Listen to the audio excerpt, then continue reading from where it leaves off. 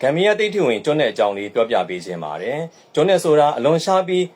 ဂမ်ဘီယာဆန်တဲ့တိတ်ထွင်အသားတစ်မျိုးဖြစ်ပါတယ်နှစ်ပေါင်းများစွာရေအောက်မြေအောက်နင်းမြုပ်လာကဓာတ်ပြောင်းလဲပြီးအမဲရောင်ဖြစ်ပြောင်းလဲလာတဲ့အတွက်ဓာတ်ကြီးလေးပါးနဲ့ပြည့်စုံနေစေပါတယ်ကျွန်းနဲ့သားကိုဆောင်ထားရုံများဖြင့်ယောဂအတိုက်ခိုင်ကင်းစေတယ်တစေတည်းမချောက်မကက်စေတဲ့အပြင်အိမ်မဲဆိုးတွေလည်းမမက်ပါဘူးအလွန်ရှားပြီးတိတ်ထွင်အသားတစ်မျိုးဖြစ်တာကြောင့်လော်ကီသားများအတွက်အလွန်အသုံးဝင်ပါတယ်အိမ်မှာဖျားထုလို့ကိုးကွယ်ပူဇော်ပါကကိုးကွယ်ပူဇော်သောအိမ်မိသားစုရဲ့ဘေးအန္တရာယ်အတွေ့ကင်းဝေးစေခြင်းရန်သူမျိုး၅ပါးဘေးကင်းခြင်းစတဲ့အကျိုးများအပြင်ဖုန်ကြီးချမ်းသာလူရာဆုတောင်းပြည့်စေပါတယ်ကျွန်းနဲ့သားပတိကျွန်းနဲ့သားပတိဖြစ်တဏဂုံဂုံတော်တဝေမပါကိုးကာတာစိတ်ပါကကိုယ်စိတ်နှပါကျမ်းမာချမ်းသာပြီးလက်ရွှင်ကကံကောင်းစေပါတယ်အလွန်တိတ်ထိမြောက်သောပတိဖြစ်တာကြောင့်ပတိဆောင်နှံ့မှအိမ်မဲများပြီးကုညီဆောက်ရှောက်ပေးပါတယ်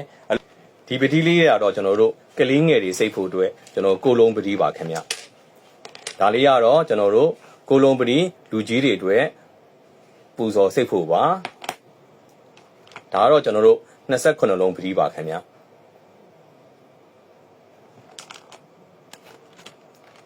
ဒါကတော့ကျွန်တော်အမျိုးသမီးကင်ပေါ့နော်16လက်မစိတ်ပတိလေးပါဒါကြတော့ပတိကြီးကြီးမှကြိုက်တဲ့အမျိုးသမီးတွေအတွက်ပေါ့နော်ဒီ18လက်မပူဇော်လို့ရတဲ့ပတိလေးပါခင်ဗျဒါလေးကတော့ကျွန်တော်တို့အမျိုးသားကင်ပေါ့နော်လက်မ20ပါဒါကတော့အမျိုးသားကင်ပါခင်ဗျကျွန်တော်တို့22လက်မပတိပါခင်ဗျဒါတော့ဘာသာရေးကိုကျွန်တော်တို့အတီးတန့်လုပ်နေတဲ့ဒီပုံကိုယ်တွေအတွက်စိတ်တဲ့25လက်မ